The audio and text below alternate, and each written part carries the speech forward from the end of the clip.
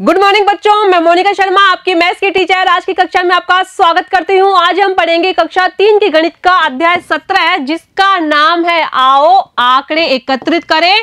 और इसके भाग 2 में आज हम आंकड़ों को व्यवस्थित करना एवं गणना चिन्ह के बारे में पढ़ेंगे कि हमारे वातावरण में जितनी भी वस्तुएं मौजूद है उनसे संबंधित यदि हम आंकड़े इकट्ठे करेंगे और फिर उनको कैसे व्यवस्थित करना है एवं गणना चिन्ह के माध्यम से हम उन्हें कैसे दर्शा सकते हैं।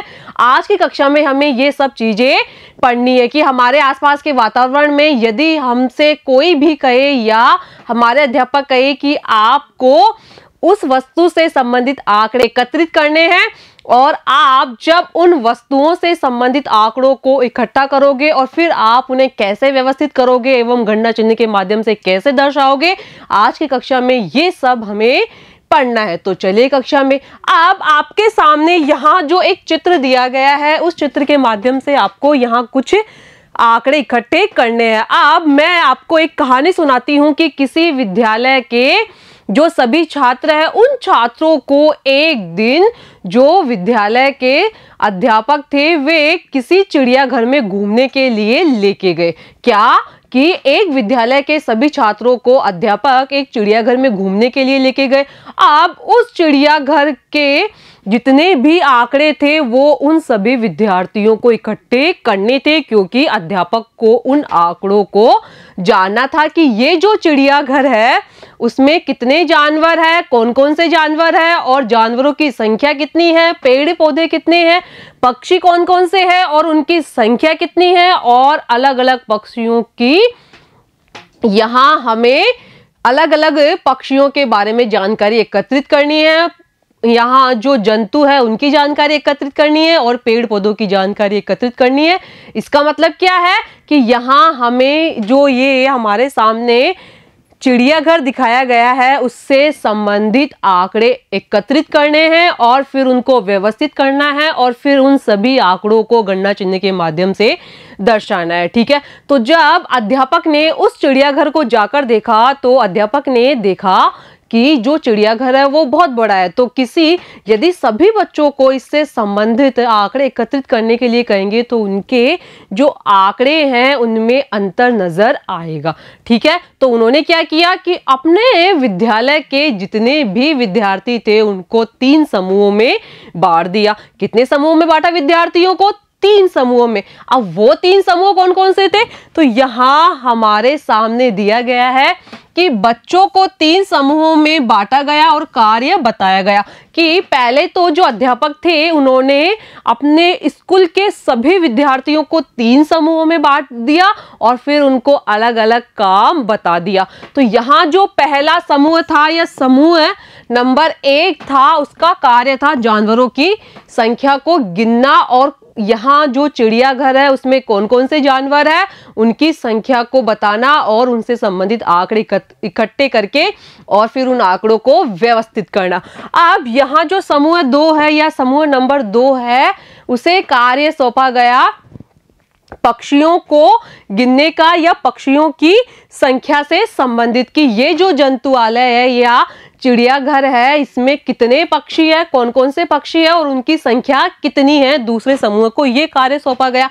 अब जो समूह 3 है उसको कार्य सौंपा गया वृक्षों की संख्या बताने का कि ये जो चिड़ियाघर है उसमें कौन कौन से वृक्ष है, कितने वृक्ष है और उनकी संख्या क्या है। ठीक है, तो जब अध्यापक ने अपने स्कूल के विद्यार्थियों को ये जो 3 कार्य थे वो बता दिए तो जो विद्यार्थी थे जो समूह 1 में विद्यार्थी थे उन्होंने क्या किया, उन्होंने सबसे पहले एक तालिका का निर्माण किया या एक तालिका बनाई आंकड़ों को इकट्ठा करने के लिए और आंकड़ों को व्यवस्थित करने के लिए उन्होंने इस प्रकार की एक तालिका बनाई। ठीक है, तो उस तालिका में सबसे पहले उन्होंने क्या किया, सबसे पहले उन्होंने चिड़ियाघर में जितने भी जानवर थे उन सभी के नाम लिखे कि सबसे पहले वे जो समूह 1 में विद्यार्थी थे वो सभी चिड़ियाघर को देख के आए और फिर उन्होंने ये देखा कि यहाँ कौन कौन से जानवर है। तो यहाँ पहले कॉलम में उन्होंने जो जानवर थे उस चिड़ियाघर में उनका नाम लिखा। अब जैसे ही नाम लिखा तो दूसरा कॉलम था उसमें उन्होंने जैसे वो चिड़ियाघर के प्रवेश द्वार में घुसे और वहां से उन्होंने जानवरों की संख्या को गिनना प्रारंभ कर दिया कि सबसे पहले उन्होंने यहाँ जानवरों के नाम में लिखा जो सबसे पहला जानवर था या जिसे हम जंगल का राजा भी कहते हैं वो था शेर। और उन्होंने जो समूह 1 के विद्यार्थी थे उन्होंने सबसे पहले पूरे जो चिड़ियाघर में कितने शेर हैं उनको गिनने का काम शुरू किया। तो जब उन्होंने पूरे चिड़ियाघर में शेरों की संख्या को गिनी तो उन्होंने यहाँ गणना चिन्ह लगा दिए। जो भी जानवर जितनी भी संख्या थी उन्होंने संख्या नहीं लिखकर यहाँ गणना चिन्ह के माध्यम से उन जानवरों की संख्या को दर्शाया। चिड़ियाघर था उसमें शेरों की संख्या को गिना तो शेर कितनी संख्या में थे या जो शेर थे उस चिड़ियाघर में उनकी संख्या कितनी थी। तो यहाँ शेरों की संख्या थी 1 और 2। ठीक है, तो इन्हें उन्होंने गणना चिन्ह के माध्यम से दर्शाया और हमें इन आंकड़ों को व्यवस्थित करना है। इसका मतलब इन गणना चिन्हों को हमें यहाँ गणितीय रूप में लिखना है। तो हम इन्हें लिखेंगे 1 और 2। तो संख्या में हम लिख देंगे 2। ठीक है, अब जब जो समूह 1 के विद्यार्थी थे उन्होंने दूसरा जो जानवर खोजा चिड़ियाघर में वो था चीता। अब उन्हें ये बताना था कि ये जो पूरा चिड़ियाघर है उसमें कितने चीते हैं। तो उन्होंने जब पूरे चिड़ियाघर में जाकर घूमकर देखा तो वहां जो चीता था उसकी संख्या केवल 1 ही थी क्योंकि यहाँ एक ही गणना चिन्ह लगा हुआ है या एक ही गणना चिन्ह लिखा हुआ है। तो हम चीते के आगे संख्या में लिख देंगे 1। ठीक है, अब जो उन बच्चों ने या समूह 1 के विद्यार्थियों ने तीसरा जानवर देखा वो था भालू। और जब उन्होंने पूरे चिड़ियाघर में घूमकर भालुओं की संख्या को गिनने की कोशिश की तो उन्होंने यहाँ कुछ इस प्रकार के गणना चिन्ह लगाए। अब यदि हम इनकी संख्या को गिनेंगे या इन गणना चिन्हों को गिनेंगे तो उनकी संख्या कितनी होगी। उनकी संख्या होगी 1 2 3 और 4। तो हम 4 को यहाँ लिख देंगे। ठीक है, अब जो समूह 1 के विद्यार्थी थे उन्होंने जो अगला जानवर देखा वो था बंदर। और बंदर के आगे उन्होंने इतने सारे गणना चिन्ह लगा दिए। इसका मतलब उस चिड़ियाघर में जो बंदरों की संख्या थी वो इन गणना चिन्हों के बराबर थी। अब हमें यहाँ गिनना है कि यहाँ या उस चिड़ियाघर में जो बंदरों की संख्या है वो कितनी है। तो हम जब इनको गिनेंगे तो इनकी संख्या होगी 1 2 3 4 5 6 7 8 9 10 11 12 और 13। तो यहाँ जो बंदरों की संख्या थी वो थी 13। ठीक है, अब जब समूह 1 के विद्यार्थियों ने जो अगला जानवर देखा उस चिड़ियाघर में वो था हिरण। और हिरण की जो संख्या थी वो उन्होंने यहाँ गणना चिन्ह के माध्यम से दर्शाने की कोशिश की है। और हमें यहाँ इन गणना चिन्हों को गिनकर उनकी संख्या या उनको गणितीय रूप में यहाँ संख्या के नीचे लिखना है। तो यहाँ जब हम इनको गिनेंगे या हिरणों की संख्या को बताने की कोशिश करेंगे तो उनकी संख्या है 1 2 3 4 5 6 7 8 9 10 11 12 13 और 14। तो हम यहाँ लिख देंगे 14। ठीक है, अब जब समूह 1 के विद्यार्थियों ने जो अगला जानवर देखा वो था खरगोश। और उसकी जो संख्या थी उन्होंने गणना चिन्ह के माध्यम से यहाँ दर्शाई। और हमें इन गणना चिन्हों को गिनकर खरगोशों की संख्या को गणितीय रूप में लिखना है। तो जब हम यहाँ खरगोशों की संख्या को गिनेंगे तो उनकी संख्या है 1 2 3 4 5 6 7 8 9 10 11 12 13 14 15 16 17 18 19 और 20। ठीक है, तो यहाँ उस चिड़ियाघर में जो खरगोशों की संख्या थी वो थी 20। ठीक है, तो इस प्रकार समूह 1 के विद्यार्थियों ने उस पूरे चिड़ियाघर में घूमकर सबसे पहले ये देखा कि यहाँ इस चिड़ियाघर में कौन कौन से जानवर है। तो जब उन्होंने जो तालिका बनाई उसमें सबसे पहला कॉलम था जानवरों के नाम। ठीक है, और फिर उन्होंने जो दूसरा कॉलम बनाया उसमें था गणना चिन्ह। मतलब उन्होंने यहाँ जो जानवरों की संख्या है वो गणना चिन्ह के माध्यम से दर्शाई है। और तीसरा कॉलम था संख्या का। मतलब यहाँ गणना चिन्हों को हमें गणितीय रूप में लिखना था। और जब हमने यहाँ जो गणना चिन्ह दिए गए थे हमारे सामने उनको गणितीय रूप में लिखा तो यहाँ जो जानवरों की संख्या थी वो कुछ इस प्रकार थी। जब हम देखेंगे कि यहाँ जो उस चिड़ियाघर में शेरों की संख्या थी वो थी 2।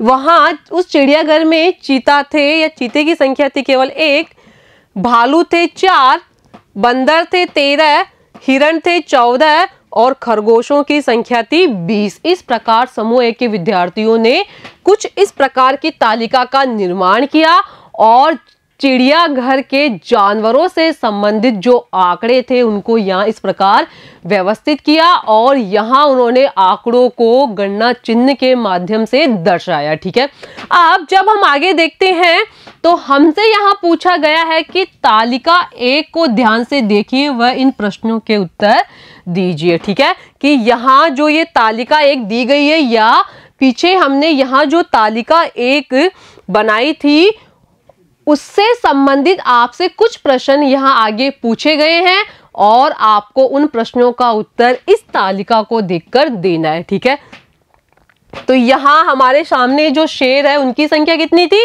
वो है 1 और 2, तो हम यहाँ लिख देंगे 2। चीता वो है 1 उस चिड़ियाघर में, भालू है 1 2 3 और 4, तो हम यहाँ लिख देंगे 4। ठीक है,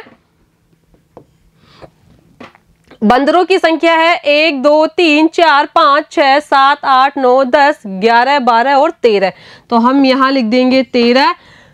हिरणों की संख्या है 1 2 3 4 5 6 7 8 9 10 11 12 13 और 14, तो यहाँ उस चिड़ियाघर में जो हिरणों की संख्या थी वो थी 14, तो हम यहाँ लिख देंगे 14। ठीक है, और खरगोशों की संख्या थी 1 2 3 4 5 6 7 8 9 10 11 12 13 14 15 16 17 18 19 और 20, तो हम यहाँ लिख देंगे 20। ठीक है, तो इस प्रकार हमने यहाँ तालिका 1 का निर्माण किया था पीछे,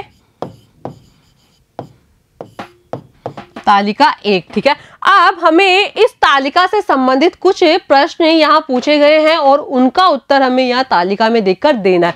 तो यहाँ जो पहला प्रश्न हमसे पूछा गया है वो ये है कि सबसे कम संख्या में कौन से जानवर है, कि यहाँ जब समूह 1 के विद्यार्थियों ने उस चिड़ियाघर में जो जानवरों की संख्या से संबंधित आंकड़ों को इकट्ठा करने की कोशिश की तो वो आंकड़े कुछ इस प्रकार थे। ठीक है, आप इन आंकड़ों से संबंधित हमसे पहला प्रश्न जो पूछा गया है वो ये है कि उस चिड़ियाघर में सबसे कम संख्या में कौन से जानवर है।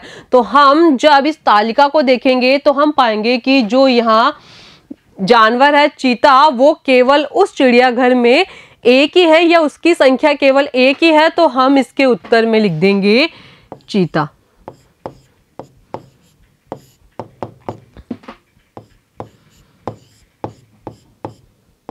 ठीक है, अब जो दूसरा प्रश्न हमसे पूछा गया है वो ये है कि सबसे अधिक संख्या में कौन से जानवर है, कि उस चिड़ियाघर में जो सबसे अधिक संख्या में जानवर है वो कौन सा है। तो हम यहाँ देखेंगे जब इस तालिका 1 को, तो हम पाएंगे कि जो सबसे अधिक संख्या में जानवर है उसका नाम है खरगोश, क्योंकि उसकी संख्या यहाँ 20 है, या उस चिड़ियाघर में खरगोशों की संख्या है 20 जो कि सबसे ज्यादा है। तो हम यहाँ उत्तर में लिखेंगे खरगोश।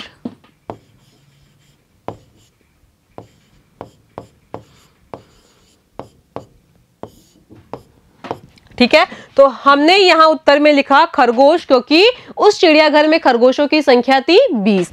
अब जो तीसरा प्रश्न हमसे पूछा गया है वो ये है कि लगभग बराबर की संख्या में कौन से दो जानवर है, कि इस तालिका को देखकर हमें ये बताना है कि उस चिड़ियाघर में लगभग बराबर, की मतलब दो जानवर ऐसे हैं जिनकी संख्या लगभग बराबर है, या तो एक कम है या एक ज्यादा है, वो हमें यहाँ बताना है तीसरे प्रश्न में। तो जब हम इस तालिका को देखेंगे तो हम पाएंगे कि यहाँ जो बंदर है उनकी संख्या है 13 और जो हिरण है उनकी संख्या है 14। तो यहाँ जो बंदर और हिरण नाम के जानवर है वो उन दोनों की संख्या लगभग उस चिड़ियाघर में बराबर है, तो हम यहाँ उत्तर में लिख देंगे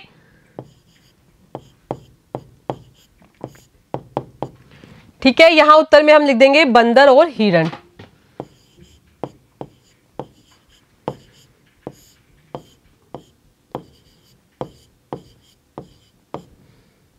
बंदर और हिरण। तो यहाँ इस चिड़ियाघर में या उस चिड़ियाघर में दो जानवर हिरण और बंदर ऐसे थे जिनकी संख्या लगभग बराबर थी, क्योंकि यहाँ बंदरों की संख्या थी लगभग 13 और हिरणों की संख्या थी लगभग 14। ठीक है, तो इस प्रकार समूह 1 के विद्यार्थियों ने उस चिड़ियाघर के जानवरों से संबंधित एक व्यवस्थित तालिका का निर्माण किया और फिर उनकी संख्या को बताने की कोशिश की। इस प्रकार हमने यहाँ आंकड़ों को व्यवस्थित करना सीखा। अब जब हम आगे देखते हैं कि समूह 2 के जो विद्यार्थी है उनको कौन सा काम दिया गया था, तो उनको वहां उस चिड़ियाघर में जो पक्षी है उनसे संबंधित आंकड़े इकट्ठे करने का काम दिया गया था। कि समूह 2 को अध्यापक ने कहा था कि आपको यहाँ इस चिड़ियाघर में जितने भी पक्षी है और कौन कौन से पक्षी है उन सभी की संख्या को या उनसे संबंधित आंकड़ों को आपको व्यवस्थित करना है। ठीक है, तो यहाँ समूह 2 के विद्यार्थियों ने भी समूह 1 के विद्यार्थियों की तरह एक तालिका का निर्माण किया और उस तालिका में उन्होंने 3 कॉलम बनाए और जो पहला कॉलम था उसमें उन्होंने लिखा पक्षियों के नाम। समूह 2 के विद्यार्थियों ने सबसे पहले उस चिड़ियाघर को घूमकर देखा और फिर उन्होंने वहां देखा कि जो उस चिड़ियाघर में कौन कौन से पक्षी है और सबसे पहले कॉलम में उन्होंने यहाँ पक्षियों का नाम लिखा कि उस चिड़ियाघर में कौन कौन से पक्षी थे।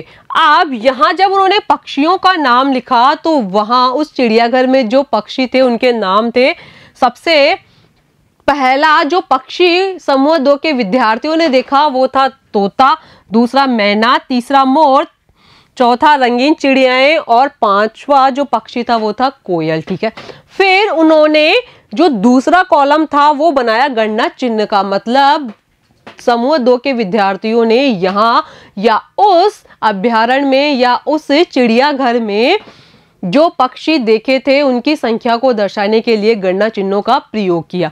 अब जो तीसरा कॉलम था उसमें लिखी संख्या, कि उन्होंने जो गणना चिन्हों को गिनकर उनकी वास्तविक संख्या को बताने के लिए तीसरा कॉलम बनाया संख्या से संबंधित। ठीक है, अब जब समूह 2 के जो विद्यार्थी थे उन्होंने पक्षियों में या जो सबसे पहला पक्षी देखा था उसका नाम था तोता और उन्होंने जब पूरे चिड़ियाघर में तोतों की संख्या को गिनना चाहा तो उनकी संख्या कुछ इस प्रकार थी और उन्होंने तोतों की संख्या को बताने के लिए यहाँ गणना चिन्ह बना दिए। अब हमें इनको गिनकर उनका जो गणितीय रूप है वो संख्या वाले कॉलम में लिखना है। तो हम गिनेंगे तो यहाँ तोतों की संख्या थी 1 2 3 4 5 6 7 8 9 10 11 12 13 14 15 16 17 18 19 और 20। तो यहाँ उस चिड़ियाघर में जो तोतों की संख्या थी वो कितनी थी, वो थी 20, क्योंकि हमने जब इन गणना चिन्हों को गिना तो उनकी संख्या थी 20। 1 2 3 4 5 6 7 8 9 10 11 12 13 14 15 16 17 18 19 और 20। ठीक है, अब समूह 2 के विद्यार्थियों ने उस चिड़ियाघर में जो दूसरा पक्षी देखा वो था मैना और मैना की संख्या कितनी थी। तो हम जब इन गणना चिन्हों को गिनेंगे तो हमें पता चल जाएगा कि उस चिड़ियाघर में मैना की संख्या कितनी थी। तो यहाँ गणना चिन्ह बनाए गए हैं मैना के आगे 1 2 3 4 5 6 7 8 9 10 11 12 13 और 14। ठीक है, तो यहाँ उस चिड़ियाघर में जो मैना की संख्या थी वो थी 14, क्योंकि यहाँ मैना के आगे 14 गणना चिन्ह बने हुए थे। तो यहाँ हम संख्या के नीचे लिख देंगे 14। ठीक है, अब समूह 2 के विद्यार्थियों ने जो तीसरा पक्षी देखा था वो था मोर और मोरों की संख्या उस चिड़ियाघर में थी 1 2 3 4 5 6 7 8 9 10 और 11। तो यहाँ हम मोर के आगे लिख देंगे 11। ठीक है, अब समूह 2 के विद्यार्थियों ने जो अगला पक्षी देखा वो था रंगीन चिड़ियाएं। अब रंगीन चिड़ियाओं की संख्या कितनी थी उस चिड़ियाघर में, तो रंगीन चिड़ियाओं की संख्या थी 1 2 3 4 5 6 7 8 9 10 11 12 13 14 15 16 17 18 और 19। तो यहाँ जो उस चिड़ियाघर में रंगीन चिड़ियाओं की संख्या थी वो थी 19 और हमने यहाँ रंगीन चिड़ियाओं के आगे लिख दिया 19। अब जो अगला पक्षी उन्होंने देखा वो था कोयल और कोयलों की संख्या या उस चिड़ियाघर में कोयल कितनी थी, उनकी संख्या यहाँ गणना चिन्ह के माध्यम से दर्शाई गई है। और जब हम इन गणना चिन्हों को गिनेंगे तो हमें पता चल जाएगा कि यहाँ उस चिड़ियाघर में जो कोयल है वो कितनी संख्या में है। तो गिनिए इनको, 1 2 3 4 5 6 7 8 9 10 11 और 12। तो यहाँ जो कोयल है उनकी संख्या है 12। ठीक है, तो समूह 2 के विद्यार्थियों को जो कार्य दिया गया था वो था उस चिड़ियाघर में पक्षियों से संबंधित आंकड़े एकत्रित करना और उनको व्यवस्थित करना। तो उन्होंने, या समूह 2 के विद्यार्थियों ने पक्षियों से संबंधित आंकड़े इकट्ठे करने के लिए सबसे पहले एक तालिका का निर्माण किया। और तालिका में सबसे पहले उन्होंने जो पहला कॉलम था उसमें पक्षियों के नाम लिखे, दूसरे में गणना चिन्ह और तीसरे में संख्या। ठीक है, तो यहाँ जो उस चिड़ियाघर में पक्षी थे उनके नाम थे तोते, मैना, मोर, रंगीन चिड़ियाएं और कोयल। और फिर उनकी संख्या को उन्होंने गणना चिन्ह के माध्यम से दर्शाया और फिर उनकी वास्तविक संख्या को उन्होंने यहाँ लिखा। ठीक है, इस प्रकार समूह 2 के विद्यार्थियों ने जो तालिका तैयार की उस चिड़ियाघर में पक्षियों की संख्या से संबंधित वो कुछ इस प्रकार थी। ठीक है, और हमने इन गणना चिन्हों को गिनकर उस चिड़ियाघर में पक्षियों की वास्तविक संख्या कितनी है उनको जाना। अब हमें आगे समूह 2 ने जो तालिका तैयार की है उससे संबंधित कुछ प्रश्न पूछे गए हैं और उन प्रश्नों का उत्तर हमें देना है। तो यहाँ हमारे सामने लिखा हुआ है कि तालिका 2 को ध्यान से देखिए व इन प्रश्नों के उत्तर दीजिए। कि आपको यहाँ तालिका 2 को ध्यान से देखना है और आपको इस तालिका 2 से संबंधित जो प्रश्न पूछे गए हैं उनका उत्तर देना है। तो यहाँ जो तोते हैं उनकी संख्या है 1 2 3 4 5 6 7 8 9 10 11 12 13 14 15 16 17 18 19 और 20। तो हम यहाँ लिख देंगे 20। अब जो मैना है उनकी संख्या है 1 2 3 4 5 6 7 8 9 10 11 12 13 और 14। तो हम यहाँ लिख देंगे 14। अब जो मोर है उनकी संख्या है 1 2 3 4 5 6 7 8 9 10 और 11। तो हम यहाँ लिख देंगे 11। जो रंगीन चिड़ियाएं हैं उनकी संख्या है 1 2 3 4 5 6 7 8 9 10 11 12 13 14 15 16 17 18 और 19। तो हम यहाँ लिख देंगे 19। और जो कोयल है उनकी संख्या है 1 2 3 4 5 6 7 8 9 10 11 और 12। तो हम यहाँ लिख देंगे 12। ठीक है, इस प्रकार समूह 2 के विद्यार्थियों ने उस चिड़ियाघर में जितने भी पक्षी है उनकी संख्या से संबंधित आंकड़ों को इकट्ठा किया था और उनकी संख्या कुछ इस प्रकार थी। और हमें आप इस तालिका 2 से संबंधित जो प्रश्न पूछे गए उनके उत्तर यहाँ लिखना है। तो यहाँ जो सबसे पहला प्रश्न पूछा गया है तालिका 2 से संबंधित वो है कि सबसे ज्यादा कौन से पक्षी है, कि उस चिड़ियाघर में सबसे ज्यादा कौन से पक्षी है। और जब हम इस तालिका को देखेंगे तो हम देखेंगे कि यहाँ जो तोते हैं उस चिड़ियाघर में उनकी संख्या है 20। तो उस चिड़ियाघर में सबसे ज्यादा जो पक्षी हैं वो कौन से हो गए, वो हो गए तोते। तो हम उत्तर में लिख देंगे तोते।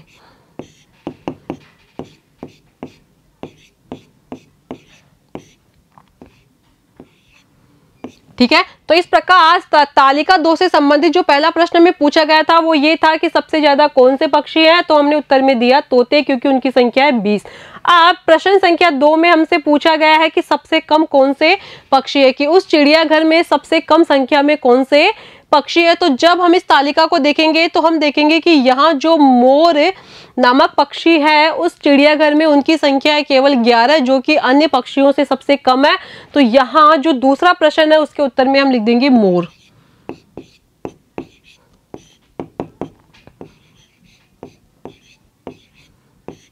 ठीक है, अब जो तीसरा प्रश्न पूछा गया है तालिका 2 से संबंधित वो है कि रंगीन चिड़ियों की संख्या कितनी है, कि उस चिड़ियाघर में जो रंगीन चिड़ियाएं थी उनकी संख्या कितनी है। तो जब हम इस तालिका को देखेंगे तो हम देखेंगे कि यहाँ जो रंगीन चिड़ियाएं हैं उस चिड़ियाघर में उनकी संख्या है 19। तो हम यहाँ उत्तर में लिख देंगे रंगीन चिड़ियों की संख्या है 19। तो हमने यहाँ लिखा 19। ठीक है, अब जो अगला प्रश्न हमसे पूछा गया है वो ये है कि लगभग बराबर संख्या में कौन से पक्षी है, कि उस चिड़ियाघर में कौन से 2 ऐसे पक्षी हैं जो लगभग बराबर संख्या में है या जिनकी संख्या उस चिड़ियाघर में लगभग बराबर है। तो जब हम इस सारणी को देखेंगे तो हम देखेंगे कि उस चिड़ियाघर में जो मोर नामक पक्षी है उसकी संख्या है 11 और जो कोयल नामक पक्षी है उसकी संख्या है 12। तो यहाँ मोर और कोयल दो पक्षी ऐसे हो गए जिनकी संख्या लगभग उस चिड़ियाघर में बराबर है। तो हम यहाँ उत्तर में लिख देंगे मोर और कोयल।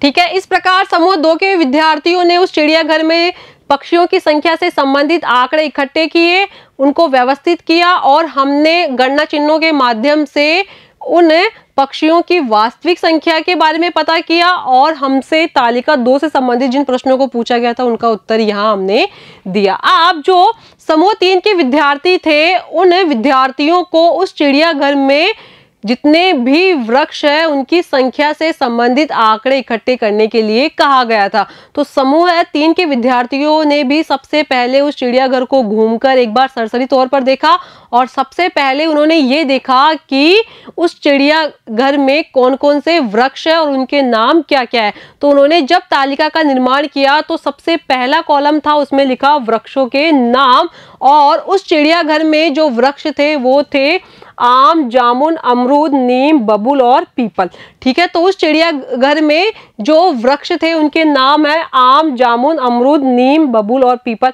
ठीक है, अब उनकी संख्या कितनी है तो इसको बताने के लिए उन्होंने यहाँ कुछ गणना चिन्ह बना दिए दूसरे कॉलम में और जब हम उन गणना चिन्हों को गिनेंगे तो हमें उन वृक्षों की वास्तविक संख्या का पता लग जाएगा और हम उन वृक्षों की वास्तविक संख्या को यहाँ जो तीसरा कॉलम संख्या का बना हुआ है उसमें लिख देंगे। तो जब हमने देखा कि जब समूह 3 के विद्यार्थियों ने उस चिड़ियाघर में आम के वृक्ष कितने हैं तो उनको गिना तो उन्होंने यहाँ कुछ गणना चिन्ह बना दिए और जब हम इन गणना चिन्हों को गिनेंगे तो हमें पता चल जाएगा कि उस चिड़ियाघर में जो आम के वृक्ष है उनकी संख्या कितनी है।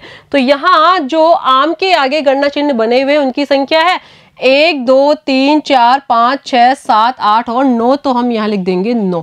ठीक है, अब जो अगला वृक्ष समूह 3 के विद्यार्थियों ने देखा वो था जामुन का और जामुन के वृक्षों की संख्या उस चिड़ियाघर में थी 1, 2, 3, 4, 5 और 6। तो हम यहाँ लिख देंगे 6।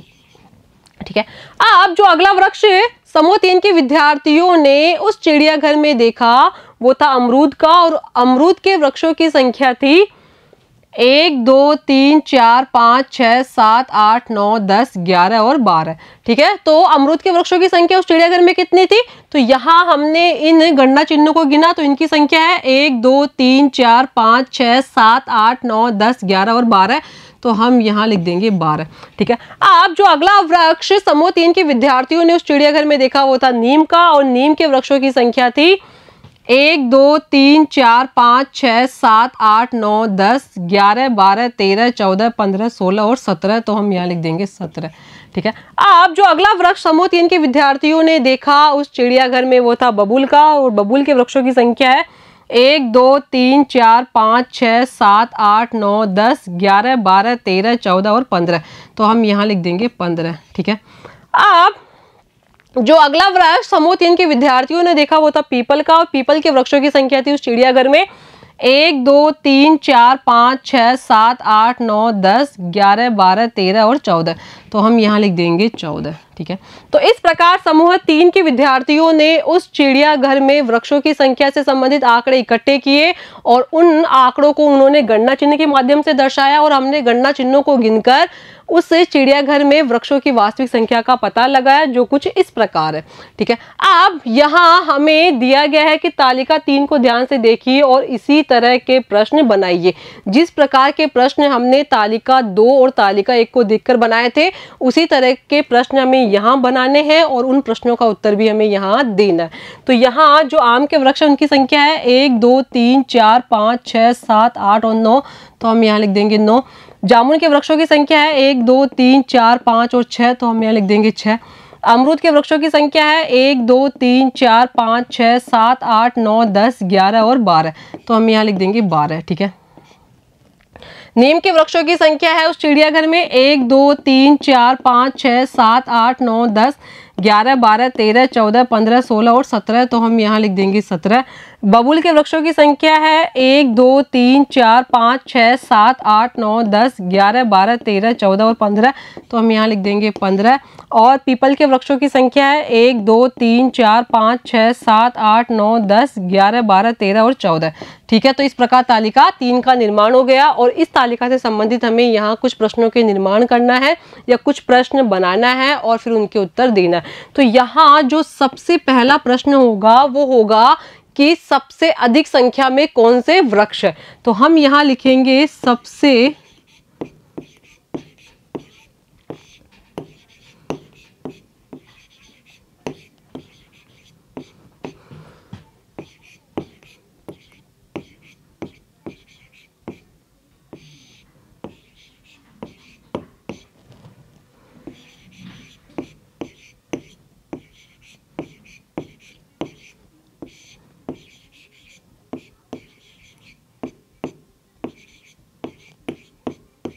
ठीक है।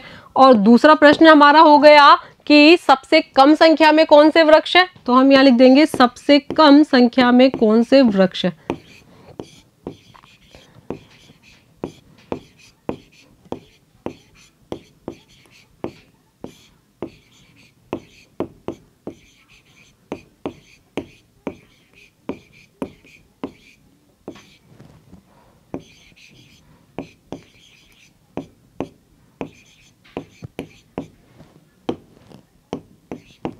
ठीक है।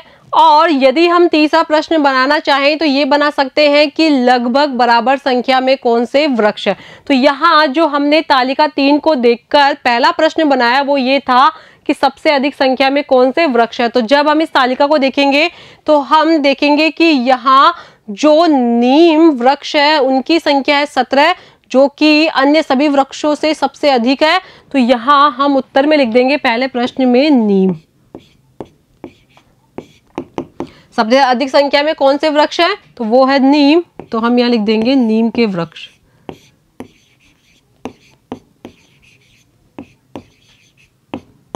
ठीक है। अब जो दूसरा प्रश्न हमने बनाया है वो ये है कि सबसे कम संख्या में कौन से वृक्ष है। तो जब हम इस तालिका को देखेंगे तो हम देखेंगे कि जो जामुन के वृक्ष है उनकी संख्या है केवल 6, जो अन्य सभी वृक्षों में सबसे कम है। तो हम यहाँ दूसरे प्रश्न के उत्तर में लिख देंगे जामुन के वृक्ष।